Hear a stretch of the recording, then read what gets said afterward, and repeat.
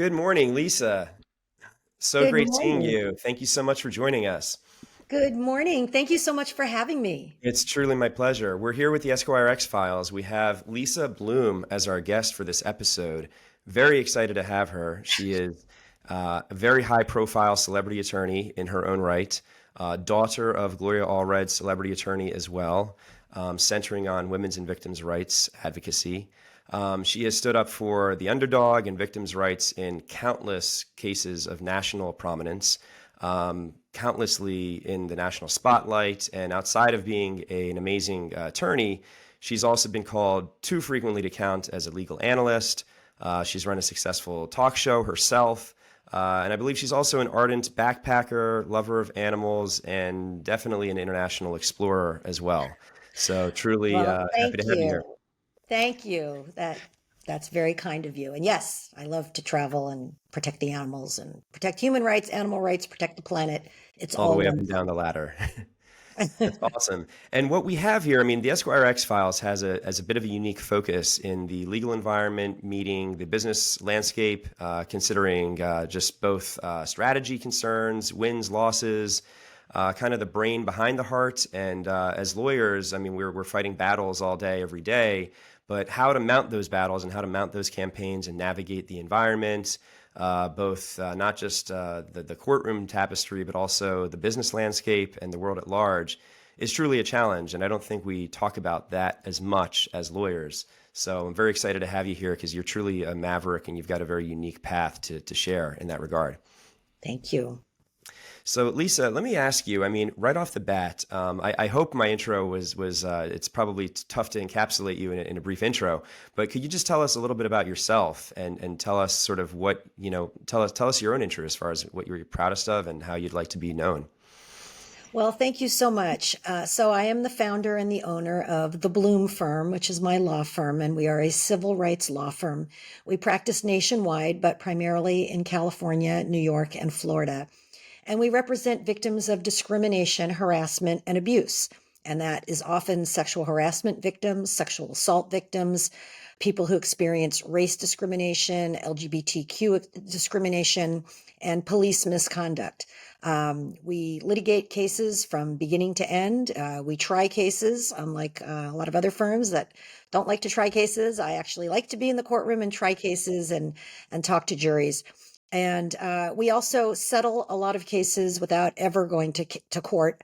Many people are concerned in these sensitive areas about their name being out there as, for example, a sexual abuse victim, and they prefer to have a private out of court settlement. And we do a lot of those as well. So that's me in the professional arena. I've been practicing law since I graduated from Yale Law School in 1986.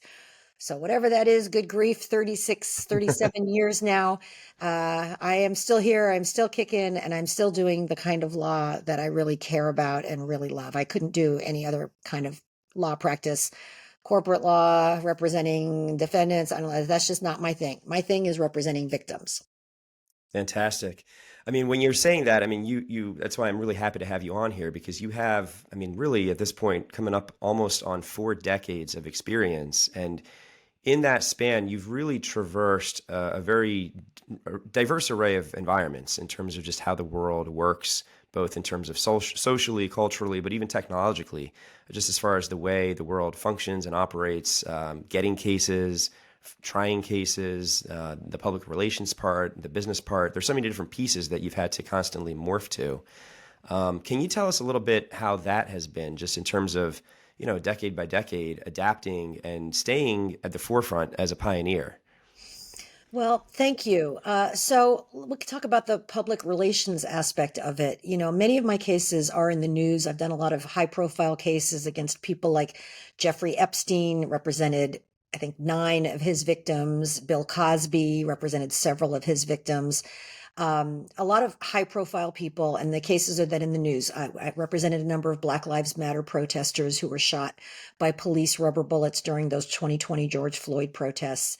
And sometimes my clients want to be out there publicly talking about what happened because they want change. Other times, I would say most of my clients don't want to be in the news, and we don't do anything publicly in their cases. But for those who do want to, I think it's important for people to have a voice. And some people reach out to me because they know I have a big mouth. They know I have a lot of media access. I have a large social media following, and they want the world to hear about their story. They want change. They want to have that platform. So I think most lawyers would say, don't ever speak out publicly. You have the right to remain silent and you should exercise it. And again, in many cases, that is the right Hmm. course. That's But the in typical some, traditional advice by most lawyers in that respect is just that's keep right. quiet. But You can't mess it up if there's nothing out there. That's right. But for some people, we think it is important for them to be able to speak out, and they got to do it carefully. They can't defame anyone. They can't say things that would be inconsistent and that could come back to bite them later in their case, right? So it has to be done carefully, but it can be done. And I think it's important to be done. We represent underdogs, as you said, everyday Hmm. people against big, powerful billionaires. They have a lot of power. They have publicists. They have access to the media. What do my clients have? They have me and they have my team at the Bloom firm. And sometimes you can level the playing field by using the megaphone and calling attention to something and shaming people when they're doing something wrong. So I think it's important. Again, it's case by case if the client wants it and if I think it makes sense for the case, but I don't shy away from speaking out publicly about things that I think are important. And that's got to obviously be your strategy call to make there, because that's partly what the client is relying on you for, is knowing when to push the gas, when to push the brakes, and similarly on containing things surgically for depositions and the courtroom versus, hey, you know what, let their voice be heard, or even using it strategically in that light. That's a whole other ball of wax that a lot of lawyers probably just dodge, and they just refer to that standard line of don't say anything unless I'm there or unless it's literally under my scrutiny. Yeah, and I'll tell you something else. So, for example, there's the gaming company Activision. They've had a Mm. huge sexual harassment scandal. I represented a lot of the women who were sexually harassed at Activision Blizzard. And one of my clients chose to do a press conference. And then we did a second press conference with her. And then we did a press conference with a group of my clients. And it was very effective. Why? Because it tends to bring out witnesses. Again, we don't have hundreds of thousands of dollars to spend on private investigators like the defense might have. But if you do a Sure. press conference and you talk about it on social media and it goes viral on social media, witnesses very often in my cases come out of the woodwork and they say, oh, you know what? I experienced something similar. I want to support this woman who's speaking out. I know something about her case. I have a document I can send you. Mm. And that is really, really helpful for So you're plaintiffs' almost lawyers. crowdsourcing it as a discovery tool in a way.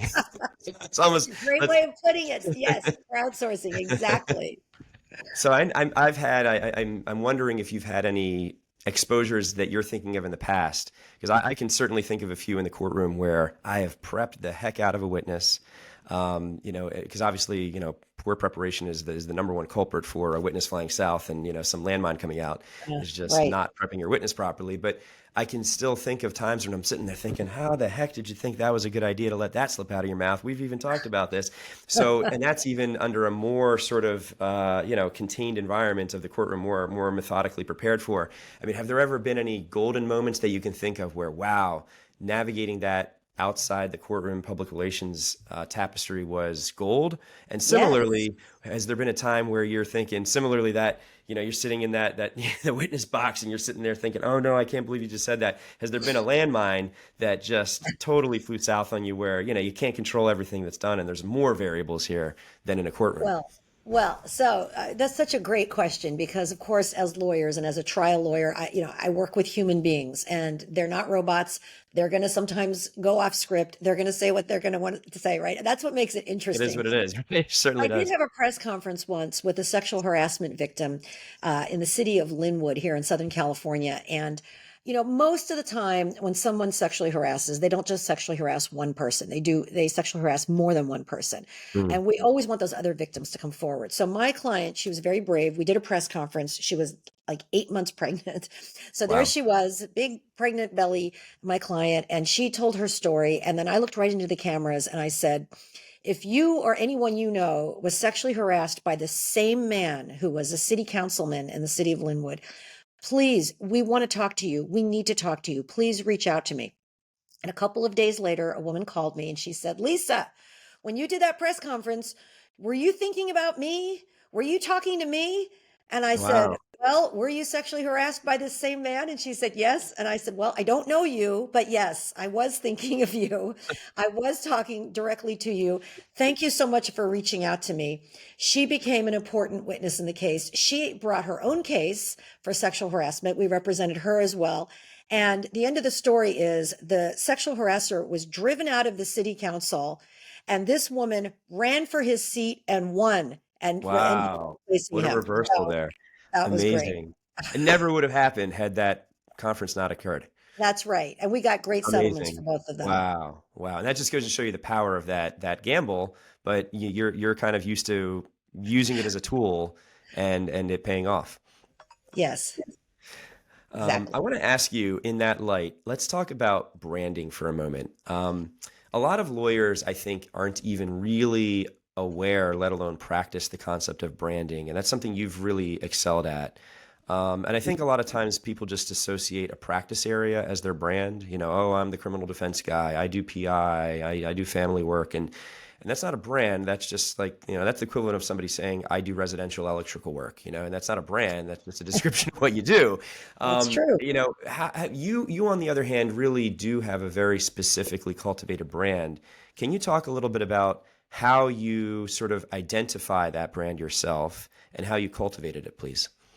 Well, it's funny. I appreciate the kind words. I really haven't thought about, people have told me this over the years, but I really haven't thought about branding and how to create a brand. I'm just myself. And I would say that I let that show, which means I'm very passionate about the practice areas that I work in. I'm very passionate about sexual harassment. I was a sexual harassment victim myself years ago where I worked in a company.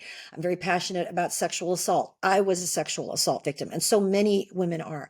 I'm very passionate about race discrimination. I was not a race discrimination victim, but it just disgusts me. It makes me angry. I wrote a book about it called Suspicion Nation about the Trayvon Martin case. And I could go on and on. I'm very passionate about LGBT rights. It just makes me very angry and upset that people can be so ridiculous and offensive Mhm. in 2023 to our friends and neighbors, right? So, all this stuff makes me really mad.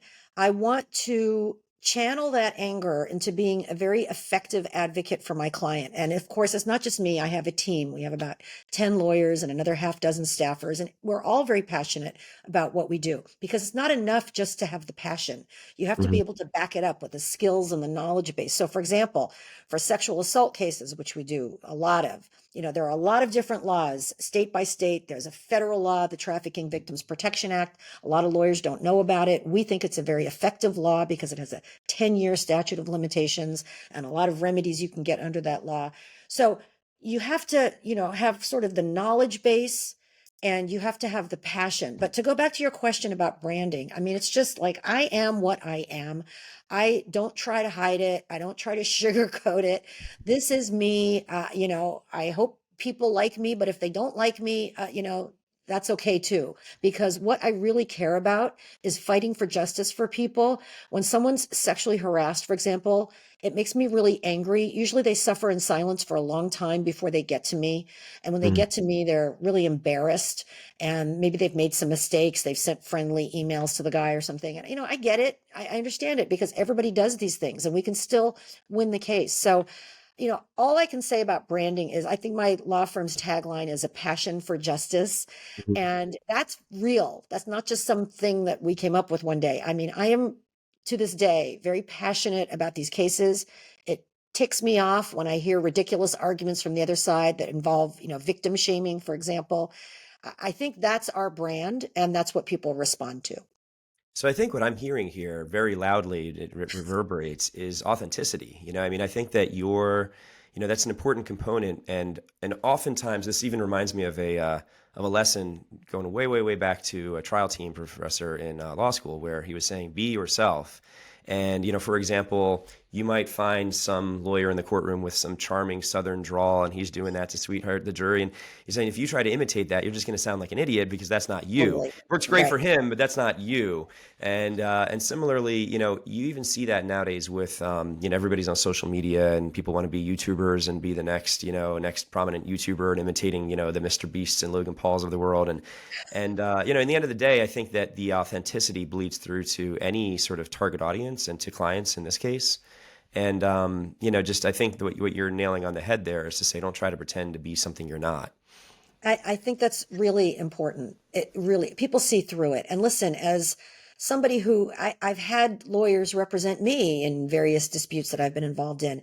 And if that lawyer doesn't seem like they're really into it, they're just doing this for a paycheck, that's Hmm. not the right lawyer for me. I want somebody who gives a damn, who wakes up in the morning, who cares about what they do, who's trying to be creative, trying to fight for clients. I mean, you have to be a fighter in this business. I am a fighter. People sometimes say to me, like, oh, you must be like a therapist because of the kind of cases you do. No, I would be a terrible therapist. I do not play therapist. My clients have their own licensed therapist. I am the lawyer. I am the fighter. I'm the one that's going to get in the ring and fight for them. That's what I do. That's what comes naturally to me.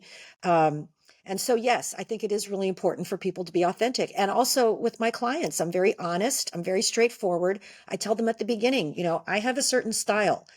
Sometimes people sugarcoat things. They're very, sort of tiptoe around.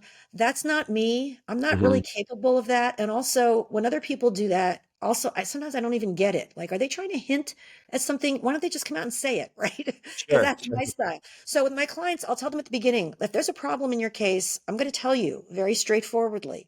If things develop in a positive way, which we hope they do, and we'll do everything possible to make that happen, I'm going to tell you. If things develop in a negative way, I'm going to tell you that too. So I'm going to be very straightforward with you. You need to have an emotional support person, whether it's your mom or your best friend or your therapist. They're going to be there for you for the emotional support part. We're going to be there to fight for you and to tell you the truth every step of the way. I think that works for like 98% of people. But every Right. now and then there's somebody who's like, you know what, Lisa, you're a little too blunt. You're a little too direct. I'm Mm, like, I get it. I'm no sorry. problem. This is just me. This is my style, and it doesn't mesh with everyone. Well, that's important to draw the line, not just in terms of what works for you, but then just what doesn't. And you know what? That doesn't have to fit every single potential client or prospect. In fact, that's important in not just, going back to the brand discussion, isn't just creating and having it, but also maintaining it, which also includes what to say no to and what sort of contradicts that and what erodes Yeah. that even. Have you found that as you've grown and as your stature has grown and as your firm has scaled, I guess it's even more important to sort of preserve that fire and that central core. And it's probably challenging if you could talk a little bit about that as far as maintaining that and knowing what to say no to, or we're not going to take that on, or that's not up our alley. And you probably have hit a point of success where there's far more demand for your services than maybe what you're necessarily is aligned with, your brand, your vision, your authenticity. So, yes, out of probably 100 people who reach out to us for representation, we take one or two cases. So Wow. we say no to the vast majority, and that's because either they don't have a case, it's not our practice area, there's a credibility issue. We're the plaintiff, we have the burden of proof, we have to be able to prove it. So somebody's testimony is proof, but we'd like to have more than testimony. We'd like to have at least a text, an email, a photo, a witness, something. So we have a very elaborate vetting process. People talk to my legal assistant or paralegal. They get escalated to an attorney. I'm reviewing it every step of the way. I always have a lot of questions. We do a very elaborate vetting process because once we take the case, we are all in and we are fighting it all the way. So we need to make sure at the beginning, as best we can, that it really is a good case. It's a credible case. It's with a client who we're going to be able to count on, who's going to be cooperative. We don't want people to disappear on us. Right. There's a lot of different factors that go into it. So And that's impressive to yeah, hear. I mean, not just in terms of the numbers and the strength of position to be able to run a firm that way, but also in terms of just maintaining that core. I'm sure it could easily be tempting to say, you know what, to heck with it. Let's just fire, excuse me, let's just hire 40 more associates to run with the ball on all of those, 98% that we're basically leaving money at the door. But then you've determined that those are not really in line with your vision for the firm. So you're not just scrambling for every single acorn and mopping them up and saying, "Hey, let's get more bags to put them in." You're literally making these judgment calls but that's please explain that, because I think most lawyers don't find themselves in that position. They're scrambling for as much work as they can, and you're here doing the opposite, Yeah. where you're putting a lot of emphasis on the screening device, which relies on a lot of vision to set that screen up in the first place. So that's fascinating to hear about. Sure. So we are entirely a contingency firm, which means for the non-lawyers out there that we only get paid when we win. If we lose a Hmm. case, we don't get paid. Of Okay. course, I, as the owner of the firm, still have to pay all the staff every week, win, lose, or draw, right? They all get payroll, health insurance. We have all of the expenses of running a business, which is a lot of expenses. So I have to be careful to, for the most part, only take cases where I think there's a real likelihood that we're going to have a financial success at the end. Now, we also do some cases pro bono, but I'll just put that, which means, that we're not charging Sure. anyone. But I'll just put that aside. The vast majority are contingency cases. So obviously, I'm never going to be perfect at calling cases that we're going to win all of Right. them. But I think I have a pretty good sense of what's a winnable case at this point. I That's also important. spent 8 years. You mentioned I was a talk show host, and that's true. I spent 8 years as a host on court TV, watching trials all over the country. And it was really an interesting experience. They were mostly murder trials, which is not the kind of practice that I do, but I was almost always able to call how I think the case was going to turn out as I Hmm. watched the trial. And I realized I have that skill that I can tell which way things are going to go. So I think an important part of the success of my law firm is me being able to tell at the very beginning, is this a case we're going to be able to win or not? So yes, of course, I would love to help more people. And I would especially love to help people where maybe it's not a financially good case, but it's just a righteous case. And again, some of those we'll just do pro bono because I think they're important. Right. Um, But at but least you're making that decision where I'm you're making the specifically decision. allocating that as a business decision to say, you know what, I'm not even looking to try to make a dime off of this, and that's okay. And that's very measured, and you're at least in control of that.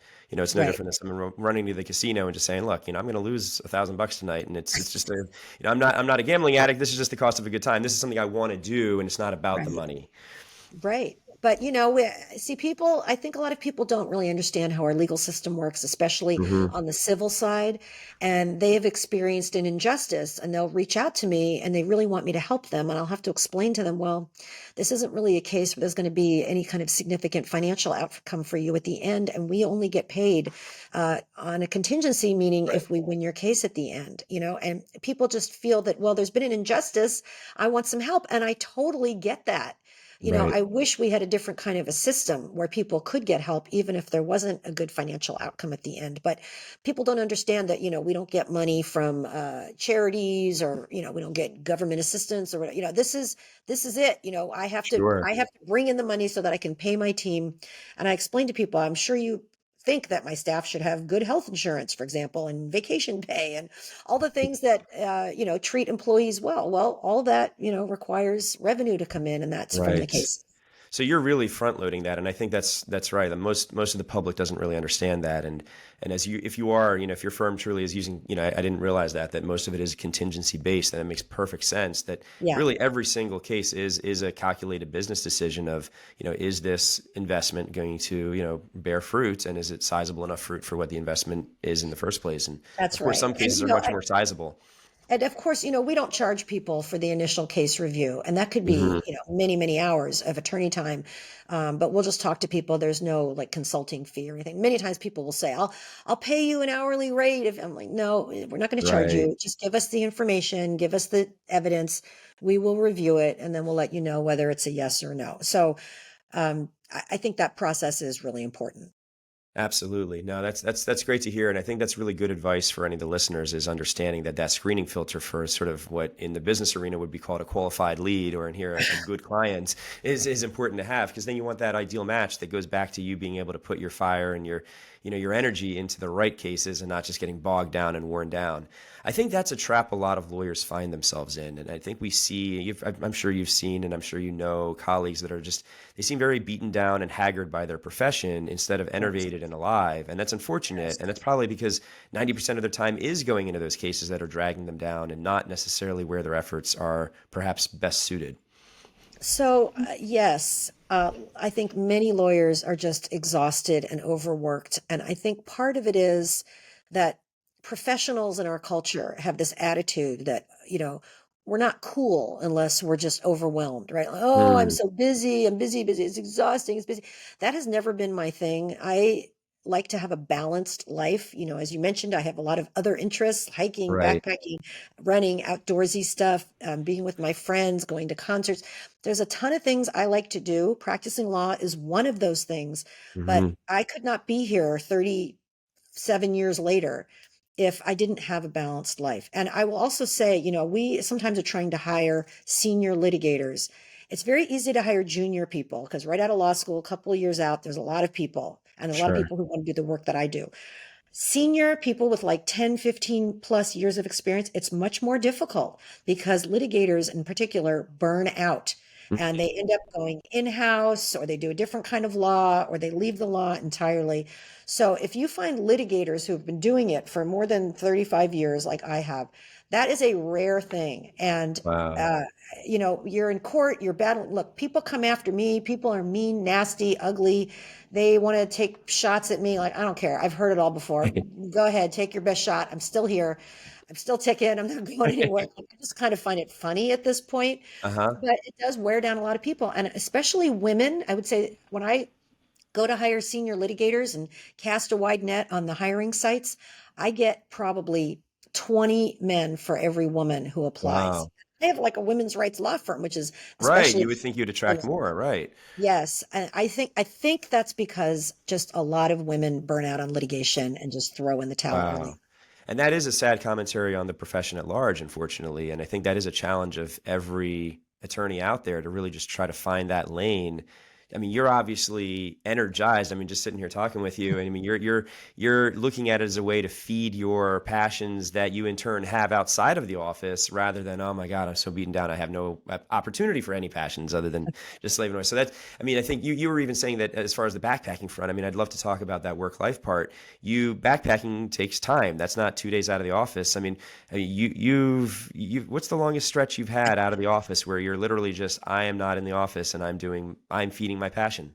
Well, last summer, 2023, I was out for about 6 weeks in two 3-week segments. So yes, I backpack the Pacific Crest Trail, which for those who don't know, it's a 2,600-mile trail from the border with Mexico to the border with Canada through California, Oregon, and Washington, up and down all the big mountains all along the way. And it's a very challenging, long trail. If people do it straight through, it takes about 6 months. I have not been able to take off 6 months to through hike it, so I've done it in segments. And last summer, I did about 6 weeks, and so now I've completed half. My goal for Wow. the end of 2023 summer was to get half, 1,330 miles, which I achieved. Yay! That's So amazing. I'm out backpacking, and listen, I have a wonderful partner, Eric Fudali, who is a brilliant trial lawyer and a great guy at running my firm. And he and I really worked together on just about everything. And so he, ran the shop when I was out, and I would check in every 4 or 5 days. You come to a town or at least a top of a mountain where there's cell service, and I'd call and I'd check in. Um, but it's really important if you want to do things like that to build a team. It's also, Mhm. I think, important for mental health. I could never do what I do all by myself. Right. I get a lot of the credit and the glory, but really my team is there doing the great majority of the work. I also take all the grief when things go wrong, so that's only fair. But listen, things go wrong, I'll take the credit. If things do well, I'm going to give them the credit because I love my team. So listen, being out there in the mountains with the backpack on and everything I need to survive solo up and down the mountains day after day, The best thing I could do for my mental health. People have other things that they love. I encourage them to do it, but exercise and outdoors and being in remote, beautiful wilderness areas, that is my thing. That's And it gorgeous. really energizes me. And a lot of times I think about cases a little bit and I'll come up with some really great I'm like, wait a second. Uh-huh. What about this? And I'll stop and I'll write it down on the notes app in my phone. Things really do come to me, and I think that also happens when I'm running. Not, I Those can't be endorphins listening to going. something. No offense to the podcast, but I can't be listening to anything that's talking because then I won't have the ideas. I can listen to music or I can have quiet, but ideas Sure. really come to me. So that's my thing. Long distance backpacking. Next summer, I hope to do a lot more, and I'm trying to create a life where, yes, I can take weeks and weeks off at a time and That's still have a law incredible. firm and still be successful in the cases. I do have a couple of trials next summer, so we'll see. We'll see how it Fingers goes. crossed you'll be able to get that window. That's Yeah. amazing. I mean, just number one, props to you for the physicality, just be able to pull that off. I mean, that's Thank you. a noteworthy feat in and of itself. But I think a lot of lawyers' heads were just probably just popped off as you were talking about that, thinking, how the heck does she do that? And clearly, when you picture somebody backpacking for weeks on end, you don't necessarily. I'm a big REI aficionado. I have countless too Oh. much gear that I could keep track of. But I think you think of sort of some guy with dreadlocks playing hacky sack and kind of just and here you are, this polished, suave, sophisticated kind of celebrity attorney, and thinking, I'm sure a lot of guys are thinking, how the heck does she pull that off? When I have a hard time getting a 3-day weekend on the books. So the fact that not only do you pull it off, you make a point to pull it off, and it actually works synergistically and feeds your intensity, your creativity, and clears your mind and gives you the best Yeah, ideas it's is the a best. great lesson there. And I assure you, I'm dirty and grubby and not looking particularly sophisticated. You would not even recognize me out there. The hat and the sunglasses and uh, so. Um, but yeah, it's That's a fantastic. great point of inspiration there for the lawyers out there, that it's not okay. Not only is it okay, but it is advisable to feed those passions. Yes. So switching gears there for a minute, you said that you touched on something very important here, which is what enables that is it's not just you. You've built a team, you've built a structure, you've built a machine in a way. Your law firm as an operating structure to enable not just the success for the clients and the work that you do, but also to give you the lifestyle that you find so rewarding. Can you tell us a little bit about that? And there's so many facets of it. I'd love to know how you identify talent. You pointed out specific obstacles there with the burnout factor, but even just culturally and making sure, like, how do you go about building that team that allows you to have the success, the work, and the life? Well, listen, I'm very straightforward about what I want when I'm hiring. I want people who are very smart and who are passionate about what we do, and we demand excellence. It has to be excellence. I'm not good enough Mhm. is not good enough. Okay is not good enough. You have to be excellent. And that's always going to be the standard for all of the work that's done at our firm. And that's not just a slogan. It's really important because we're up against the biggest law firms in the country. We're up against, as I said, very powerful individuals and entities. They're going to have, 1,500 lawyer firms on the other side. They're going to have all of the resources. Our clients have us. We generally have between 2 to 4 attorneys on a case, depending on where it is in the process. As we get closer to trial, you get more lawyers on the case. And, we have to think of everything. We have to be on top of everything, every motion, every letter. It has to be excellent. So I'm very upfront about at the beginning when I'm Mhm. hiring. This is what it is. If you're looking for a place where you're just going to kind of slide through and do, work that's kind of good enough, this is not going to be a good fit for you. That is what we want. On the other hand, if you take real pride in your work, you really care, you want to be excellent. I mean, of course, everybody makes a mistake now and then. That's fine. And when you do, we expect you to own up to it and then fix it, right?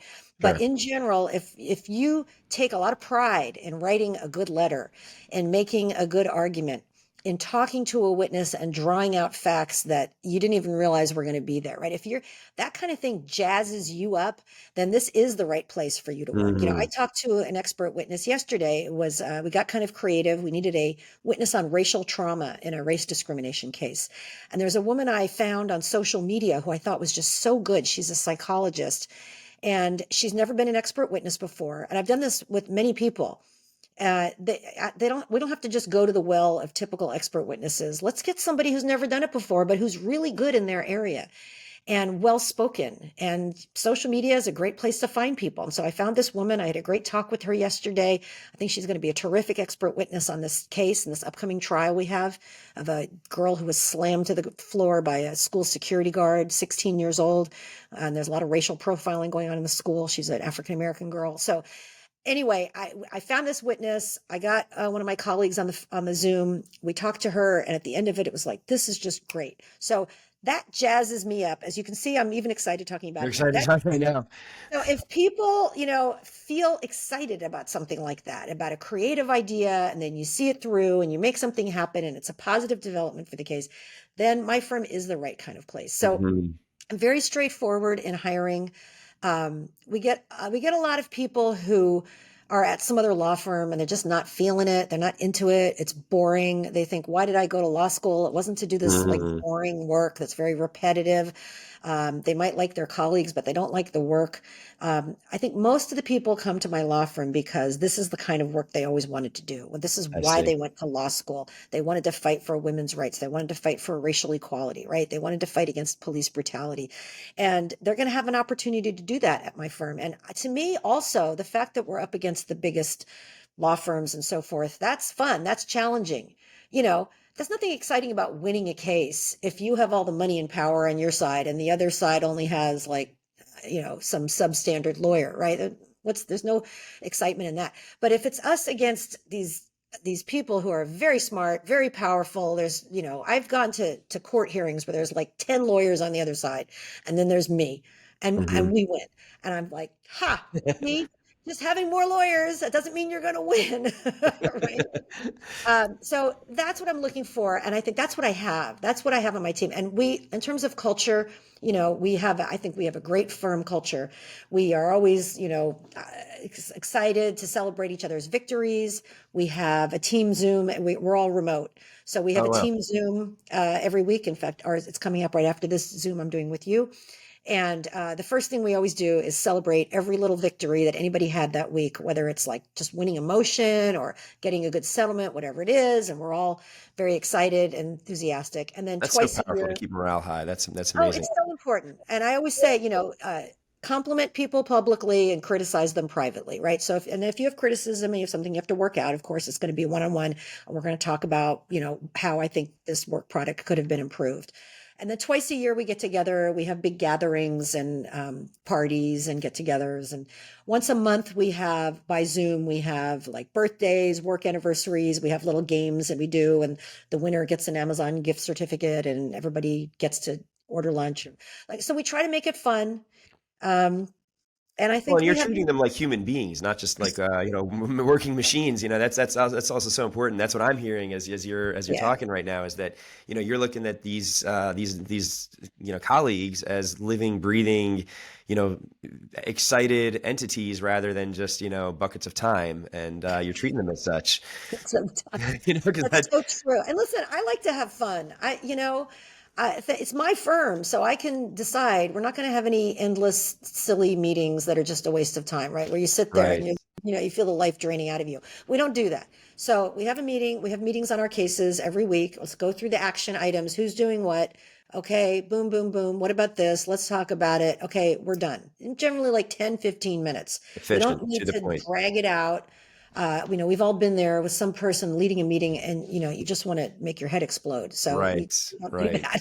So you've got that reciprocal energy exchange where you're firing them up, they're firing the firm up. You've got a bunch of Navy SEALs instead of a bunch of, grunts. And they're excited and they're ready to go to work and they feel like, and I think what makes that the reframe that I'm hearing from what you said earlier about the screening process with the clients is selectivity, that on both ends, your team and the culture and the talent and the passion and energy there is also just as important to have this selective screening process as it is for bringing on the right clients.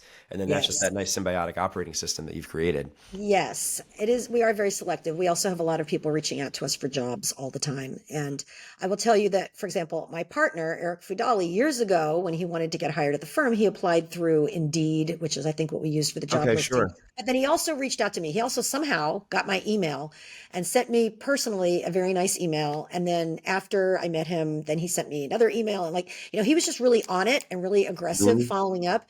And I like that. You know, Right. one of the things I also used to do when we were in person in the law firm is I would reach out to somebody and say, okay, please come in for your interview, Friday at 3. And that's all I said. I didn't give them the address because I wanted them to do Mm. this one little tiny thing on there. Surely you can Google and find out the address. And the people Uh-huh. who wrote back to me and said, "What's the address?" I was like, "Really? You Right. That couldn't lazy get that on touch that your own?" you're, I mean, that's kind of a negative, right? And then I would also say at the beginning of the interview, "So, what do you know about the firm?" uh-huh. And the people would say, some people didn't even bother to do this basic research into the Wow. firm. Okay, they're out. Some people on the other extreme, I had somebody I've written 3 books, and somebody had actually read one of my books in the 2 days between booking the interview and coming in for the interview. That was good. Frankly, that's the kind of thing I would have done. That's the kind of thing I've done. Hmm. Like I have clients who have written books, who've been in TV shows. I immediately download all the TV shows, watch them, Right. read the entire book. Like Bill Cosby, we sued him. I read all of his books, and there was some great stuff in there, like bragging about sexually assaulting women and lines where he would say, everything in this book is true. So Right. So you're highlighted doing your that. homework. You expect them to do the same. Yes. Do your homework 100%. and think it up yourself. Don't tell Yes. me that I Right. shouldn't be the one that has to tell you, hey, you're suing somebody and they've written a book. Why don't you download it and read it? Like you should be figuring that out yourself. Right. So you're not looking for people to micromanage. And that kind of feeds into another point you said, which is you're all remote. And I think Yes. that's another, that's certainly been more proliferating since COVID, right? Is the need, but the ability for the legal industry to accept that culture, I think there's always some hesitation to kind of be progressive that way. But you're looking at it as saying, look, if I have to micromanage you, we've got the wrong employee, the wrong Yes. associate, the wrong partner to begin with. I do So not want to micromanage anyone. That's not my jam, and I don't yeah. think that's healthy for them or for me. If you're, an intelligent person, even it's true for the lawyers, but even paralegals, legal assistants, you should know what needs to be done. Now, of course, I'm always here for questions. Everybody in the firm is here for questions, for brainstorming. Right. That part is fun. I love that part. But if there's something that you could just Google, you should be Googling it rather than asking me, right? Were you I don't want to have remote to micromanage. prior to COVID, or was No. this a vestige of the COVID adaptation? I'm curious. So we had 3 offices, LA, New York, and San Francisco, Okay. before the pandemic. And then we spun off the San Francisco office. So now we're LA, New York, and we went all remote. And then people started to come back. And I said to my team, okay, let's start thinking about coming back, 2 days a Mhm. week, 3 days a week. Let's start talking about it. And they all said, we don't want to. We want to stay Mm. all remote. We really like being all remote. Some of them had had babies during the pandemic. And we have a number of attorneys who have little babies. And I think that's a significant part of it. And they said, Lisa, haven't we been doing a great job all remote? Why do we have to go back? And Hmm. that was really the winning argument. So I thought about it. I personally would rather be in the office and everybody's in the office, but I thought about it and you know what? They're right. They all have been doing a good job and we'll just continue. So we stayed all Interesting. remote. The advantage is also we can hire all over the country. I mean, we had an attorney in Illinois, we have a paralegal in Atlanta, so people can be anywhere. That's a Right. huge advantage. And in Los Angeles, most of us are in Los Angeles. The commuting is terrible. People don't want So to be in the you could car for even 8 hours. nationalize your job footprint with that remote strategy, in other words. Yes, exactly. That, And and we do you have. feel that that enabled you to, going back to that top talent that you're looking for, did that almost widen your footprint and even let you be more Yes. selective in who you're hiring?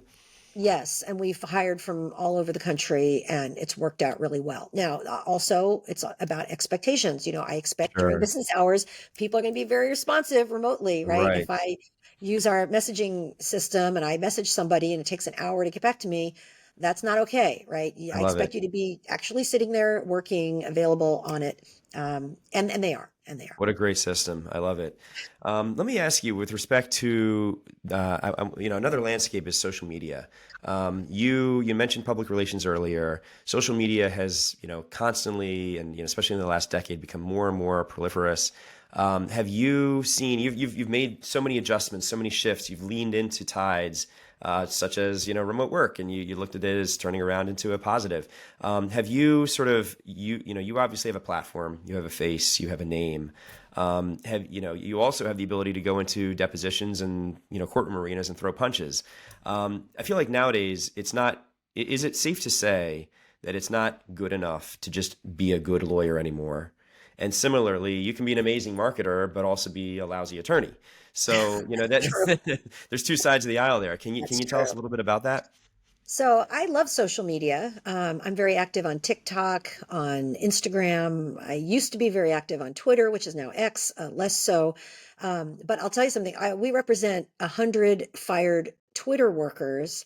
And how did I get those clients? On Twitter. So Mm, it's crazy. But when a year ago, when the layoffs started happening, I started tweeting about how I thought some laws were being violated, the Federal Warren Act, state Warren Acts.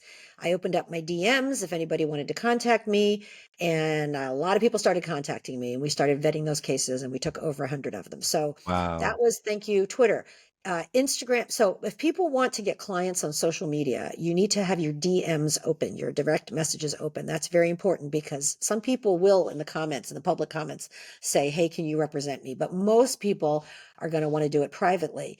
And they're already on the social media site.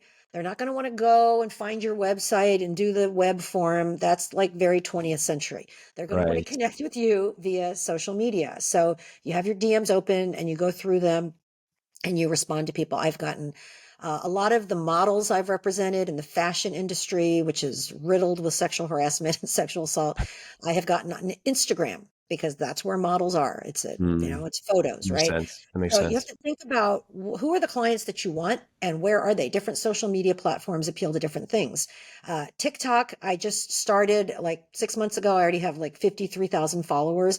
And I started posting when Roe v. Wade was reversed about what women can do to protect themselves from being prosecuted for having abortions. And I started Okay. posting a lot about that.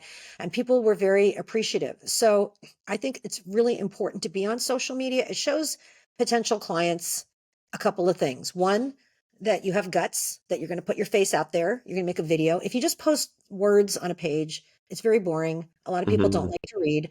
They want to see your face, they want to hear you talk, and they want to see that you have passion for your subject matter. They also want you to show that you have authoritativeness. You know what you're talking about. Right. Um, and you want to be able to speak in plain English, just like you're speaking to a jury. You don't want to use a lot of legalese. If you have to use a legal term like plaintiff, you have to define it immediately, like Hmm. victim, right? Because people get turned Goes off right over when their they head don't get otherwise. to understand what you're talking about, right? So I think social media is really important. I try to post just about every day. And TikTok is the newest one. Somebody told me that TikTok was the number one app in the world. I don't know if that's true, but when I was told that, I was like, okay, I have to get on TikTok. So I got on there and then I looked at what lawyers were doing and I wasn't very impressed by what I found. And then I thought, well, you know what? Again, I'm just going to be me. I'm going to post things that I care about. People think of TikTok as like dancing and singing and makeup tutorials, and that's definitely there. But I will tell you that a lot of people also crave something more substantive and something more. Hmm. And, when the abortion decision came down, a lot of young people really wanted to understand what was going on, what their rights were, how could this happen? And so, yeah, they're going to look at the song and dance videos, but they're also going to look at me talking about how you can protect your rights as a woman. So, um, I think social media is really important. It's where people spend a lot of time.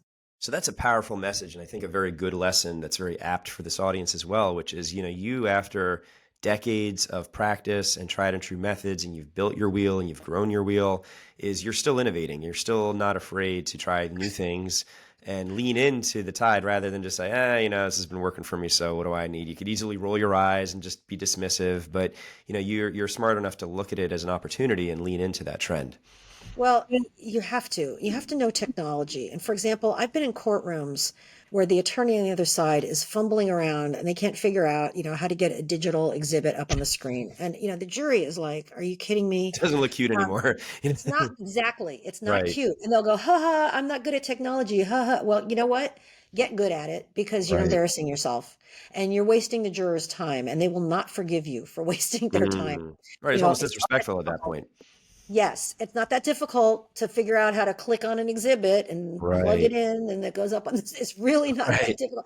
I'm no technological whiz myself, but I need to be proficient at things. And Sure. so it's just, yeah, it's just not acceptable anymore to say like, well, I'm not good at it. You get Right. good at it. It's You're part of almost your, pretending you're above it when, you're above the needs of the common man. And it's like, listen, what do you can't pump your own gas too? And it right. probably encourages almost scorn to say, who the heck do you think you are? You're acting like you're all hoity-toity. You're really just looking like a buffoon. So That's right. That's true. right. That's true. Yeah, that's incredible. So let me ask you, going forward, are there any lessons? I mean, well, a few things as far as going forward. Number one, what do you see your legacy as yourself, whether it's you, your firm, or all together? And how would you like that legacy to look?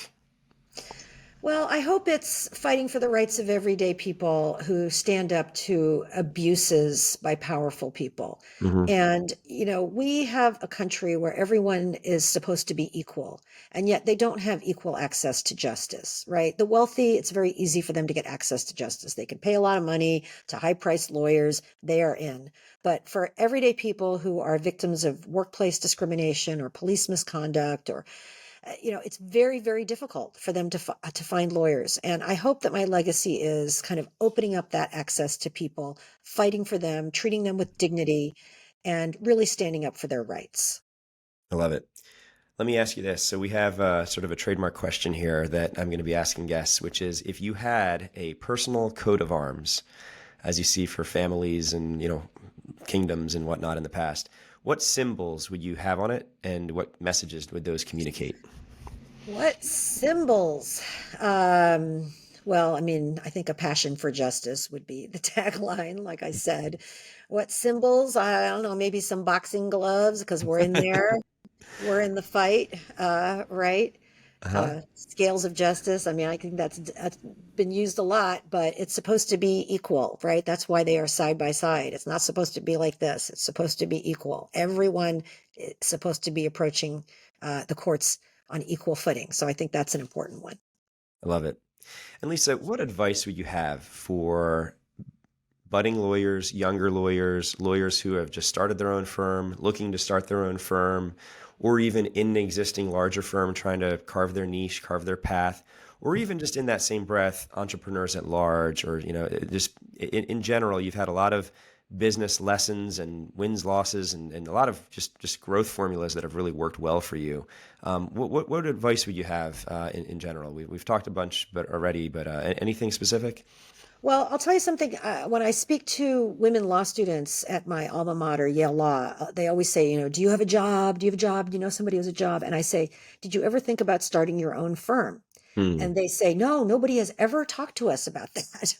And they talk about clerkships and law firms and nonprofits, and they never talk about starting their own firm. And I say, listen, it is easier now in 2023 than it ever has been in history. You don't even have to have an office. You don't have to have a secretary. All you have to have is a laptop, maybe a Westlaw account, and then you have to figure out how to get clients. And you can get them on social media. You can get them by talking to everybody you know, talk to your parents, your friends, your family, join organizations, tell people what you do, give out old-fashioned business cards. You will get clients and you will be off and running. And I think having your own practice is very fulfilling. It's very fulfilling to me. When I worked for other people, I always thought, frankly, I could do this better. Mm. And having that And confidence and belief in yourself. yeah, but when you're not the boss, you kind of just have to do what other people say because it's their company. When Sure. you are the boss, you can do it your way. And, I think I was right because we've been very successful. Right. I had a sense that I could do it better. So, Hmm. and again, I'll say, especially to women out there, we do not often have the confidence. We are not given the confidence, but, uh, women can definitely have their own law firms, run their own law firms. I've been doing it for about 14 years now. There's no end in sight. And also reach out to people as a mentor. I Hmm. have a mentee, a lovely young woman who has her own practice in San Diego, and I love talking to her and helping her and asking her questions. I believe in carry as you climb, climb up the ladder in the world, bring That's somebody with you, admirable. help other people, right?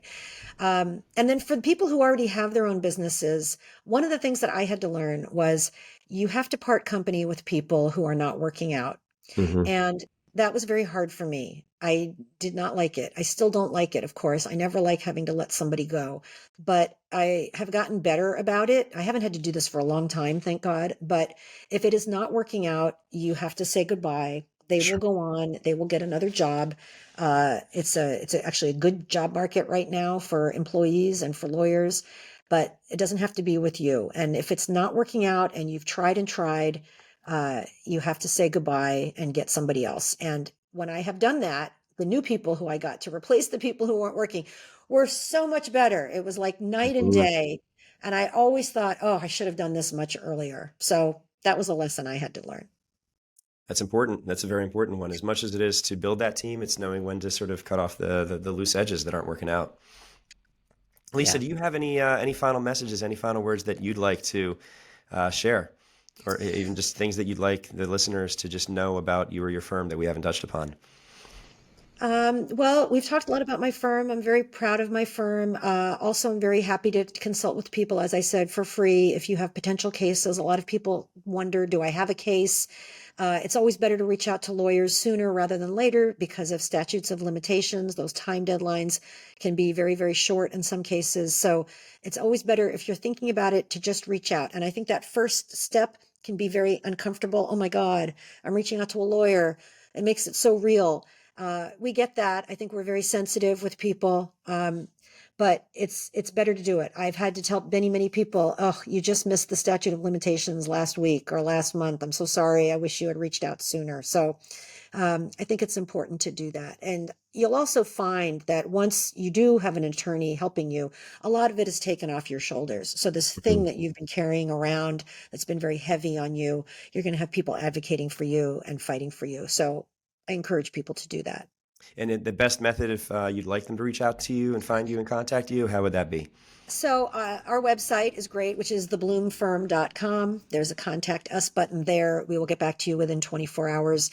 You can also connect with me on social media, especially Instagram, and I will connect with you there. Um, yeah, I think those are the best ones. Fantastic. Thank you so much for sharing your lessons, your wisdom.